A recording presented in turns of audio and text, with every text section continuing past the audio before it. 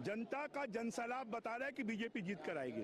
कांग्रेस के असंतुष्ट कांग्रेस को डुबोएंगे, बीजेपी का कमल खिलाएंगे। उनको राय देंगे कि आप लोग चुनाव लड़ रहे हैं शहर के विकास के लिए, तो शहर का विकास बीजेपी ही कर सकती है, इसलिए बीजेपी का साथ दीजिए।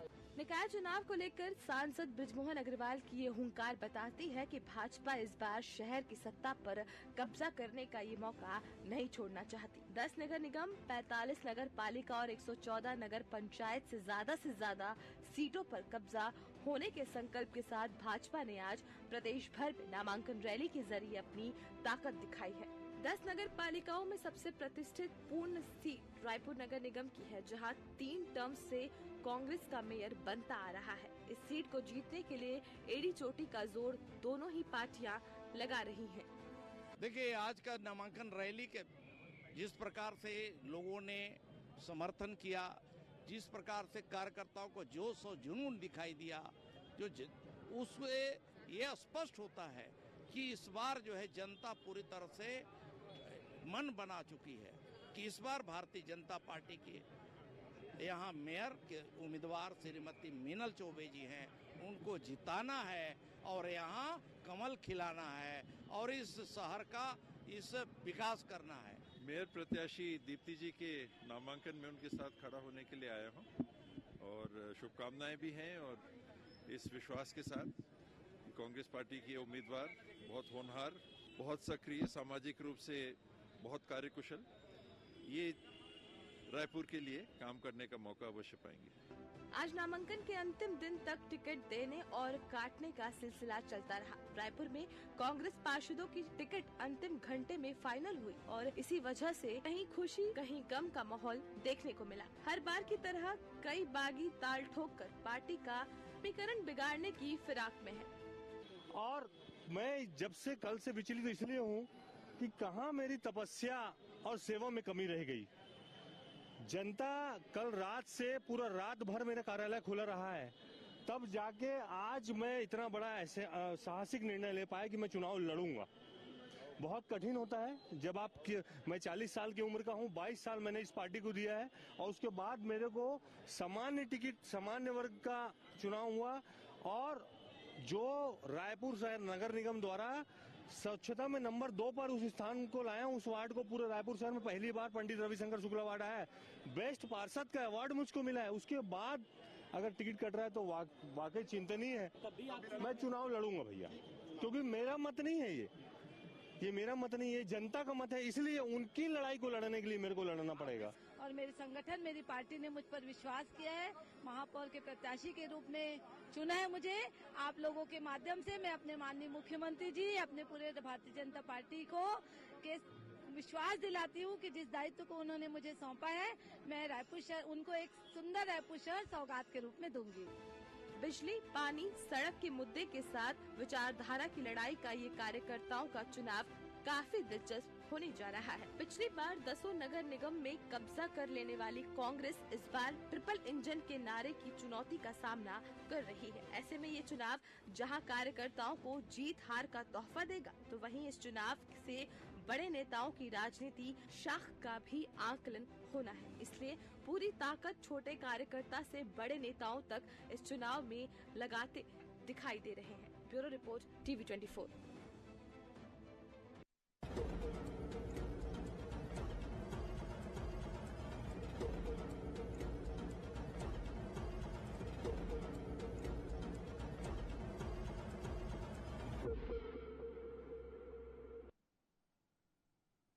नमस्कार, मैं हूं मोहन तिवारी। आज के मुद्दे में आपका स्वागत है और आज का मुद्दा हमारा आधारित है निकाय चुनाव के महारथियों पर। जी हां, महारथियों का फैसला हो चुका है और ऐसे में मैदान में उतर चुके हैं महारथी, मेयर के उम्मीदवार, नगर पालिका के उम्मीदवार और वार्डों के पार्षद। तो क्या होगा मुकाबले में और किस तरीके का ये मुकाबला होने वाला है, क्योंकि आज नामांकन की आखिरी तिथि के साथ ताकत दिखा दी है दोनों ही पार्टियों के नेताओं ने। इसके साथ ही निर्दलियों ने भी उनके समीकरण को बिगाड़ने की कस्में खा ली हैं। ऐसे में मैदान में उतरे महारथियों का क्या होगा, इसी पर आज चर्चा करेंगे। पहले मिल लेते उन मेहमानों से जो इस चर्चा में हमारे साथ रहेंगे। हम बहुत स्वागत करेंगे। हमारे साथ मौजूद हैं इस पूरे मामले का राजनीतिक विश्लेषण शेयर करने के लिए वरिष्ठ पत्रकार और राजनीतिक विश्लेषक नागेंद्र वर्मा जी, बहुत स्वागत है आपका। हमारे साथ मौजूद हैं कांग्रेस का पक्ष रखने के लिए हमारे स्टूडियो में कांग्रेस के प्रवक्ता रवि गवलानी जी, बहुत स्वागत है आपका। और बीजेपी का पक्ष रखने के लिए हमारे साथ जुड़ रहे हैं अशोक बजाज जी, बहुत स्वागत करेंगे आपका। तो तीनों मेहमान हमारे साथ बने हुए हैं और जैसा कि हमने बताया कि इस बार चुनाव कार्यकर्ताओं का है और नेताओं की प्रतिष्ठा दांव में लगी हुई है, इसलिए नेता अपने कार्यकर्ताओं को जिताने के लिए मैदान में उतरे हुए हैं। कौन कहां क्या ताकत लगा रहा है वो भी आपको दिखाएंगे। पहले इस चर्चा की शुरुआत करते हैं कि दावे क्या क्या कहते हैं, कांग्रेस भाजपा अपने अपने स्तर पर क्या क्या दावे करते हैं। पहले कांग्रेस से शुरुआत करते हैं। रवि गवलानी जी हमारे साथ बने हुए हैं। रवि जी, कांग्रेस के लिए ये चैलेंज इसलिए क्योंकि 10 नगर निगम में आपके मेयर, अब उन्हें फिर से काबिज कराना है। सरकार आपकी नहीं है लेकिन जीतना है, इसलिए आपको क्यों लगता है कि आपकी पार्टी जीतेगी? देखिए मोहन जी, सबसे पहले तो मैं सभी प्रत्याशियों को बधाई दूंगा, शुभकामनाएं दूंगा। जिन जिनको भी टिकट मिली है उन्होंने आज आखिरी दिन अपना नामांकन भरा है। कांग्रेस के प्रत्याशी हों, भारतीय जनता पार्टी के हों या दूसरी किसी पार्टी के, सबको पहले तो बधाई, शुभकामनाएं। देखिए, कांग्रेस पार्टी ने हमारे प्रदेश में विकास किया है। नगर निगम की अगर आप बात करेंगे और पर्टिकुलरली अगर आप शहरी क्षेत्र की भी अगर आप बात करेंगे, वो रायपुर हो गया, बिलासपुर हो गया या बाकी जगह की भी अगर हम बात करें, तो हमारी कांग्रेस पार्टी के अधिकतम पार्षद जीतते आए हैं, हमारे महापौर बनते रहे हैं और भारतीय जनता पार्टी की सरकार रही है पूर्व में भी, उसके बाद भी हमारे महापौर जीतते आए हैं और हमने शहरों का विकास किया है। जिसका सबसे बड़ा कारण मोहन जी ये है कि जनता से सीधे संवाद। हमारे कोई भी कार्यकर्ता हो, कोई भी नेता हो, वो जनता के बीच में रहे हैं, जनता की समस्याओं को सुनते रहे हैं। वो चाहे तो वार्ड की छोटी समस्या हो, कहीं नाली बनाना हो, कहीं कचरे की बात हो, कहीं पानी नहीं पहुंच रहा है उसकी बात हो, या स्ट्रीट लाइट की बात हो, या आप ले लीजिए अगर रायपुर शहर की बात करेंगे तो बड़ी बड़ी बात ले लीजिए, जैसे नया ISBT इंटरस्टेट बस टर्मिनल बना हो, या जैसे आज आप तेलीबांधा तालाब की बात कर लीजिए, उसके सौंदर्यीकरण की बात हो, या आप देख लीजिए जो मल्टी स्टोरी बिल्डिंग बनी, जो हमने बस्तियों को हटा करके मल्टी स्टोरी बिल्डिंग्स बनाई और वापस उनमें उन लोगों का निवास करवाया।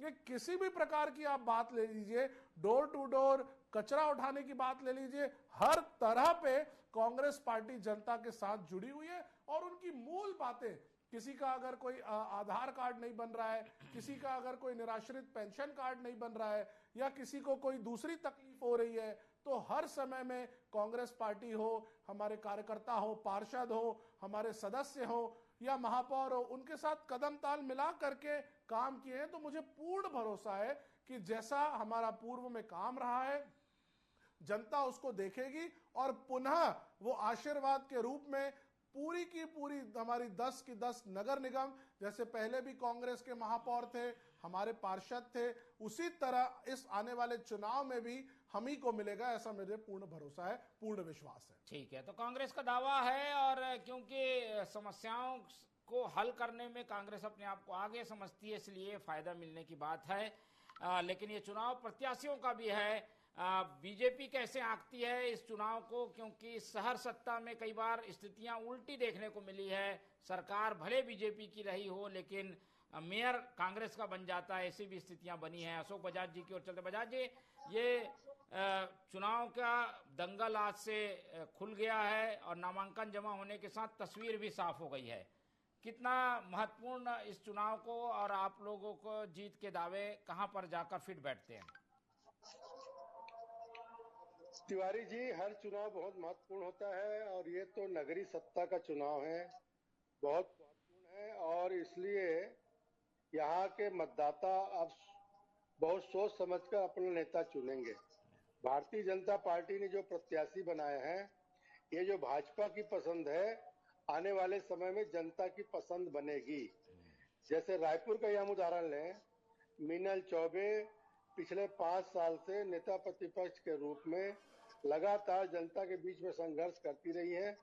विपरीत परिस्थितियों में भी उन्होंने पूरे धैर्य के साथ जनता की सेवा की और जितने भी गलत काम हो रहे थे नगर निगम में, उन मुद्दों को उन्होंने उठाने में कहीं कोताही नहीं बरती, कोई ढिलाई नहीं की और कोई देर नहीं की। और एक सक्षम नेत्री हैं, किसी के ऊपर डिपेंड नहीं है। बाकी कैंडिडेट के बारे में आप क्या आंकलन करते हैं आप जाने, लेकिन मीनल चौबे स्वतंत्र प्रभार है, वो अपने किसी परिवार के ऊपर आश्रित नहीं है और जो भी निर्णय लेगी स्व प्रेरणा से लेगी, पार्टी लाइन पे लेगी। और परिषद जो है नगर निगम परिषद, उस परिषद के निर्णय के आधार पर वो अपना काम करेंगी। उनकी कार्यशैली हम लोगों ने जानी है, पूरी जनता में परिचित है। व्यक्तिगत रूप से उसकी किसी परिवार के किसी सदस्य के रूप में पहचान नहीं है। स्वतंत्र पहचान होने का लाभ उनको मिलेगा और निश्चित रूप से उसको विजयश्री हासिल होगी। और आज जो नामांकन रैली जो दिखी है, आपने भी देखा होगा, आपके चैनल में भी आपने दिखाया होगा कि जनता की अपार भीड़ उनके साथ थी और निश्चित रूप से एक सही कैंडिडेट का चयन भारतीय जनता पार्टी ने किया है। बिल्कुल, चलिए आएंगे शहर की भी बात करेंगे। एक प्रदेश स्तरीय तस्वीर हम समझने की कोशिश कर रहे हैं, तो नागेंद्र जी की ओर चलते। नागेंद्र जी, 10 नगर निगम, 49 नगर पालिका और 114 नगर पंचायत, इन पूरे शहरी इलाकों में मुद्दों के आधार पर अगर हम बात करें तो क्या फैक्टर चल रहा है? कोई एक ऐसी चीज है जिसके आधार पर जनता वोट करेगी, आपको लगता है? देखिए, फैक्टर की बात करें तो अभी जो मुद्दा है विकास को लेके, हर व्यक्ति विकास की मुख्य धारा में जुड़ना चाहता है। इसमें कोई मुझे लगता है कि इसको अनदेखी नहीं करना चाहिए। नई जनरेशन, नए मतदाता जो हैं, उनके अपने सपने हैं, उनकी अपनी एक उम्मीदें हैं। तो आज के दौर में बीजेपी ने जो बात कही है कि हम ट्रिपल इंजन लगाने जा रहे हैं, प्रयास हमारा ये रहेगा कि तीसरा इंजन लग जाए ताकि विकास में कहीं भी कोई कमी ना आए, कहीं बाधा ना हो, कोई हर्डल ना हो। तो ये एक फैक्टर तो उनका है और संभवतः नए मतदाता जो हैं इसको लेके बिल्कुल मुझे लगता है उस पर प्रभावित होंगे। और लगातार हम देखते आ रहे हैं कि नगरीय निकाय चुनाव, पंचायत चुनाव, इसमें आमतौर पे बात बड़ी बड़ी कर ली जाती है, उसमें राज्य स्तर के मुद्दे, राष्ट्र स्तर के मुद्दे गिना दिए जाते हैं, जबकि ये मतदाताओं को बिल्कुल प्रभावित नहीं करते। वो बिल्कुल अपने आसपास की परेशानियों को दूर करने का समाधान ढूंढने में जुटे रहते हैं और इसमें जो उनकी मदद करने वाला व्यक्ति हो उस पर वो विश्वास जताते हैं। क्योंकि ये पिछले तमाम चुनाव में हम इस टेंडेंसी को बिल्कुल ऑब्जर्व कर रहे हैं कि आम जनता ने अलग अलग मौके पे, अलग अलग चुनाव में दलों को, प्रत्याशियों को अपना बहुमत दिखाया है, लेकिन जब वो अपने पास के चुनाव की बात आती है तो वो फिर उसमें वो पार्टी का सिंबल मुझे लगता है कि नेपथ्य में चला जाता है। वो प्रत्याशी के व्यक्तित्व को देखते हैं। और शहर का चुनाव है तो पार्टी कौन सी है और क्या किसकी सरकार है केंद्र में, राज्य में, ये भी तो असर करता होगा। ये स्थापित करने की चीजें तो चल रही है, ये तो स्वीकार करना ही होगा। मुद्दे वही जोड़ दिए जाते हैं, लेकिन कमोबेश अगर ऐसा होता, जनता इनसे प्रभावित होती, तो फिर कोई बागी क्यों जीतता, निर्दलीय क्यों लड़के जीत जाते हैं लोग जिनको पार्टी की टिकट नहीं मिलती। वो जरूर उनका कुछ तरीका होता है, वो अच्छा काम करते हैं, उनका व्यक्तित्व होता है, उनका चाल चरित्र होता है, उनका सेवा भाव जो होता है वो उनको जिताता है। तो वो आम जनता की नज़र में बेहतर तभी सिद्ध होते हैं। और मुझे लगता है कि ठीक है, मुद्दा बिल्कुल सही है। हर नगरवासी को चाहिए कि वो एक गौरव का अनुभव करे, उसकी राजधानी जो है वो बहुत सुंदर हो, जिसकी हम बहुत लंबे समय से प्रतीक्षा कर रहे हैं, लेकिन इस पे कामयाबी नज़र नहीं आती है। 5 साल कैसे व्यतीत हो जाते हैं, कामों का जब आंकड़ा देखिएगा तो तमाम काम आपको अधूरे नज़र आते हैं और वही मुद्दे फिर से दोहराए जाते हैं। तो आम जनता इन चीज़ों से मुझे लगता है अब उबती चली जा रही है और वो रिजल्ट चाहती है। तो एक तरीके से व्यक्तिगत जो संबंध है, प्रत्याशी का चेहरा है, ये भी काफ़ी मायने रखता है और इसीलिए पार्टी जो प्रत्याशी चयन है उसे काफ़ी फूक कर हर चीज़ को जांच परख कर करती रही और कांग्रेस इस मामले में शायद ज़्यादा ही जांच परख करती रही और इसीलिए आखिरी दिन तक लिस्ट आती रही। क्या ये रवि जी फायदे की बात थी या ये इसका कुछ डिसएडवांटेज भी हुआ कि आप लोग ने प्रत्याशी घोषित ही लेट किया तो रैली नहीं निकल पाई? बीजेपी ने तो पूरी तैयारी की, 2 दिन रैली निकाली, आज उनकी रैली दिख रही है, भीड़ दिख रही है, आप लोगों के यहाँ वैसा कुछ नहीं हो पाया, प्रत्याशी आए अपने अपने स्तर पे जमा करके चले गए। देखिए मोहन जी, पहले तो मैं ये बताना चाहूँगा कि ये खुशी की बात है कि हमारे एक एक वार्ड में इतने कार्यकर्ता हैं, एक एक वार्ड में इतने प्रत्याशी हैं जो प्रत्याशी बनना चाहते हैं, हमारे इतने लोग हैं कि हमें उनको फाइनल करने में इतना समय लग गया, हमें ये तय करने में समय लग गया कि आखिर इनमें से किसको हम दें, क्योंकि काटने योग्य कोई प्रत्याशी दिख ही नहीं रहा था। जब ऐसी स्थिति बनेगी तो आखिरी समय पर तो चीजें जाना स्वाभाविक सी बात है। और इसी चक्कर में देर हो गई। नहीं, देर कहाँ हुई, देर तो बिल्कुल नहीं हुई। आज आखिरी तारीख है, उसके पहले हमारे सारे लोगों ने फॉर्म भर दिए, ऐसा तो देर तो बिल्कुल भी नहीं हुई, पहली बात। दूसरी बात, जहां तक बात आ जाती है रैली की, देखिए अभी 10 दिन का चुनाव है, खाली एक दिन में कौन किसकी भीड़ दिखा रहा है इससे नहीं होता है।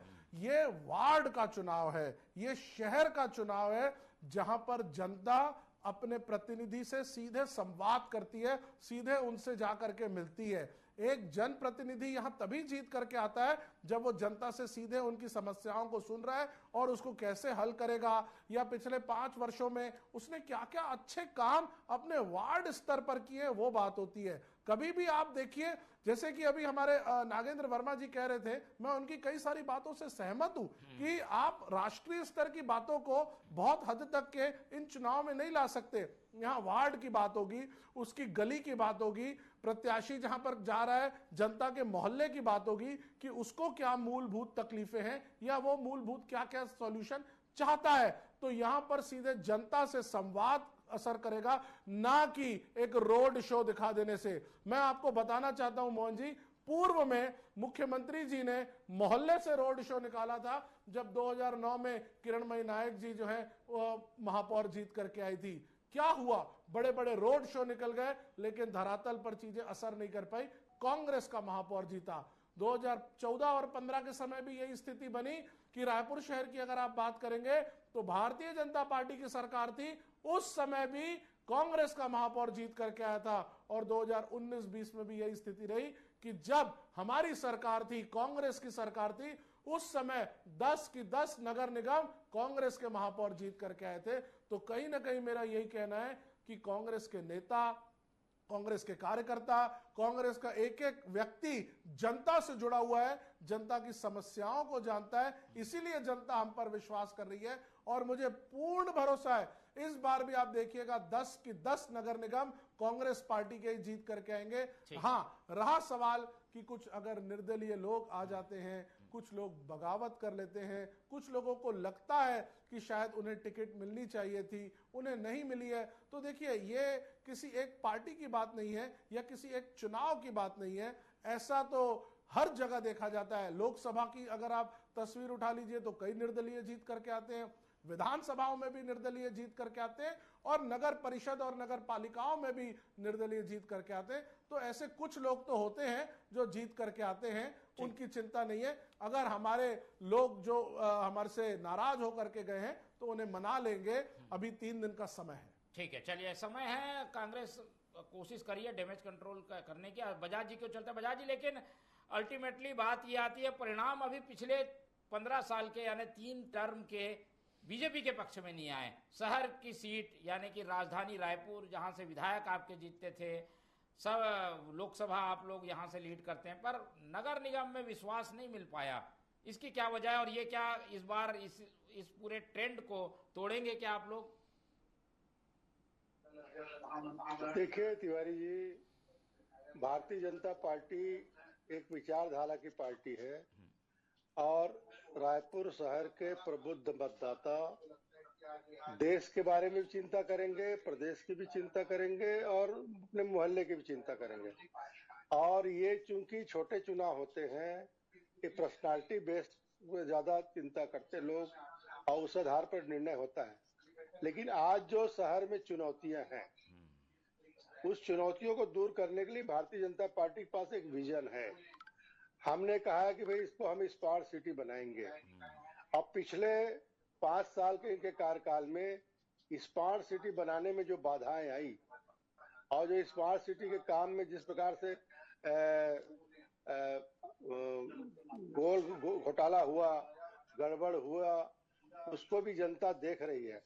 आने वाले समय में राजधानी के अनुरूप ये शहर का निर्माण हो, सुंदर हो, स्वच्छ हो और सर्व सुविधा युक्त शहर बने। हर प्रकार के लोगों को यहाँ पर जो पूरे प्रदेश भर के आने वाले लोग हैं, उनको कोई प्रकार की असुविधा ना हो, स्वच्छ पानी मिले, शुद्ध पेयजल मिले, इसकी भी चिंता भारतीय जनता पार्टी करेगी। सभी गलियां साफ सुथरी हो, मच्छर मुक्त हो, धूल मुक्त हो, इसके लिए हमारे घोषणा पत्र तैयार हो रहा है। उस घोषणा पत्र में हम सारी बातों को, अपने विजन को लेके आएंगे। और भारतीय जनता पार्टी आज चूंकि सरकार में है, इसलिए लोगों को इस बात की उम्मीद है कि ज्यादा से ज्यादा यहाँ पर विकास कार्य के फंड के लिए फंड आएगा। और भारतीय जनता पार्टी अगर नगर की सत्ता में बैठेगी तो यहाँ अपेक्षाकृत ज्यादा विकास होगा। इस बात को जनता सोचती है और इसी आधार पर निर्णय लेगी। ठीक है, चलिए, ये तो घोषणा पत्र आएगा तो एक बार फिर से मुद्दों को लेकर हम डिस्कशन करेंगे, लेकिन अभी नामांकन और टिकट वितरण के दौरान एक दूसरे पर दो दबाव बनाने की कोशिश है, उसका क्या पॉलिटिकल मैसेज है, जान लेते हैं नागेंद्र वर्मा जी से। वर्मा जी, ये बड़ी बड़ी रैलियां, इसका कुछ असर होता है क्या जनता पर? शक्ति प्रदर्शन, भीड़ दिख रही है, जनता इससे भी डिसाइड करती है क्या किसकी ओर थोड़ा ज्यादा झुकाव है? देखिए, ये तो चुनाव की एक स्ट्रेटेजी होती है, कार्यकर्ताओं में उत्साह जगाने का, और आम जनता के बीच चुनाव में अगर इस तरीके के प्रदर्शन किए जाते हैं तो कहीं ना कहीं जनमत को अपने तरफ रुझान का प्रयास तो सभी पार्टियां करती हैं। पर मुख्य मुद्दों की अगर हम बात करें, पिछला सब कुछ देखें तो हम ये देखते हैं कि कांग्रेस ने ठीक है कि 3 बार रायपुर की सत्ता पे अपना आधिपत्य रखा, लेकिन उसका अगर हम बहुत सारा इम्पैक्ट देखें तो आपको लगता है कि हम जो इन्होंने बात कही थी खास तौर पे तीसरे टर्म में, वो इनके लिए मुझे लगता है थोड़ा सा अभी ठीक नहीं रह पाएगा इस चुनाव में, क्योंकि वो तमाम वायदे जो थे वो कहीं ना कहीं किनारे चले गए। अब हम पिछले बातों पे जाएं कि अभी बात हो रही थी कि बड़े रैलियां निकाली गई थी जब प्रभा दुबे मेयर के तौर पे आई थी, और उसमें मुख्यमंत्री डॉक्टर रमन सिंह भी रैली में थे और बड़े बड़े दिग्गज थे, फिर भी हारी। तो इसका कारण ये है कि देखिए, प्रभा दुबे जो है वो बहुत सौम्य चेहरा है, उनकी राजनीति बहुत अच्छी थी, लेकिन वो एक जनता से उनका मुझे लगता है वो उस तरीके से इंटरेक्ट नहीं थी, वो एक तरीके से नहीं पहचानी गई जनता के बीच में। दूसरी बात, जब हम देखें, जब उपासने जी खड़े हुए तो प्रमोद दुबे जो थे वो मुखर थे, और कहीं ना कहीं उपासने जी के विपरीत जो मत जो हैं, कई जगह बीजेपी के भी पार्षदों ने सपोर्ट किया था उस समय। एक भीतरघात का वो शिकार हुए थे, इसलिए वो उन्होंने वो सत्ता उस समय आने से वो रह गए, मेयर बनने से। अब हम देख रहे हैं कि एजाज ढेबर जब बने महापौर, तो वो बने नहीं थे, वो बनाए गए थे, वो तो आप सभी जानते हैं। तो अब जो परिस्थितियां बन रही हैं, क्योंकि इस बार बीजेपी ने प्रदर्शन जो किया है, रैली निकाली है और कार्यकर्ताओं का उत्साह दिखाया है, और ये बात कही जा रही है कि लगातार जो 15 साल में राजधानी का विकास नहीं हुआ, उसको सही तरीके से करने की जो बात की जा रही है, और वो भी तीसरे इंजन के साथ, वो चीज़ हो सकता है कि आम जन को बिल्कुल प्रभावित करे और ये अवसर मिले, क्योंकि इस बार कहीं ना कहीं चयन में भी प्रत्याशियों के, इसमें भी फिर वही वाला फर्क नज़र आ रहा है। बीजेपी प्रत्याशी जो हैं वो अपने कामकाज के तौर तरीके से जानी जाती हैं। उन्होंने एक अपनी पहचान बना ली है और वो किसी पहचान की मोहताज नहीं, उनकी कार्यप्रणाली उन्होंने कई सारे मुद्दे। ये एक डिसएडवांटेज आता है कि आप लोगों के यहाँ कार्यकर्ता सामने नहीं आ पाता, नेताओं की पत्नियां, नेताओं से जुड़े हुए लोग ही टिकट पा जाते हैं। ये माइनस होगा पार्टी के लिए इस बार? ऐसा कुछ नहीं होता है। देखिए, ये एक ना भारतीय जनता पार्टी भ्रम फैलाती है कि नेताओं की पत्नियां या नेताओं के लोग ही आ रहे हैं। क्या भारतीय जनता पार्टी में परिवारवाद नहीं है? क्या इनके जो नेता हैं उनके धर्मपत्नियों को या उनके सुपुत्रों को क्या कभी टिकट नहीं मिला है? पूर्व में छत्तीसगढ़ में राजनांदगांव से ही पूर्व मुख्यमंत्री के सुपुत्र को टिकट मिली थी, तो क्या वो परिवारवाद नहीं था? मैं परिवारवाद की बात पर नहीं जाना चाहता हूं। बात यहां ये होनी चाहिए कि जीतने योग्य प्रत्याशी कौन है। जहां पार्टी को लगता है कि कोई व्यक्ति जीतने योग्य है, देखिए टिकट देने का एक ही पैमाना होता है, तो यही होता है कि जीतने योग्य प्रत्याशी, जब हमारे पास कई सारे आवेदन आते हैं उसमें भी यही देखा जाता है कि 2, 4, 5 आवेदनों में कौन बेहतर जीतने योग्य होगा, पार्टी उसको टिकट देती है। तो ये कह देना कि परिवार की बातें हैं, इससे कुछ हमें नुकसान होगा, ऐसा बिल्कुल नहीं है। बल्कि भारतीय जनता पार्टी को ये चिंतन करना चाहिए कि 2009, 2014 दोनों समय में उनकी सरकारों में भी नगर निगम में हमारे महापौर जीत करके आए थे, तो कहीं ना कहीं उनकी नीतियों के ऊपर जनता ने करारा जवाब दिया था और कांग्रेस को आशीर्वाद दिया था। तो इसमें चिंतन भारतीय जनता पार्टी को करना चाहिए। ठीक है, समय की बाध्यता है आज, इसलिए इस चर्चा में हम ज्यादा और चर्चा नहीं कर पा रहे हैं। लेकिन ये चुनाव का दंगल शुरू हो चुका है, तो रोज इसी तरीके के मुद्दे आते रहेंगे, तो एक बार और डिस्कशन करेंगे। लेकिन आज नामांकन रैलियों के जरिए अपनी ताकत दोनों ही पार्टियों ने दिखा दी है। किसका पलड़ा भारी रहेगा ये जनता को तय करने देते हैं। फिलहाल इस चर्चा में इतना ही। रवि गवलानी जी जुड़े हमारे साथ, धन्यवाद। हमारे साथ नागेंद्र वर्मा जी थे, उनका धन्यवाद। और अशोक बजाज जी ने अपना कीमती समय दिया, उनका भी बहुत बहुत धन्यवाद। तो तीनों मेहमानों को धन्यवाद कहते हुए आज की ये चर्चा ही खत्म करते हैं और आप लोग से रखते हैं उम्मीद कि आप लोग देखते रहेंगे टीवी 24। रखिए अपना बहुत ख्याल। नमस्कार।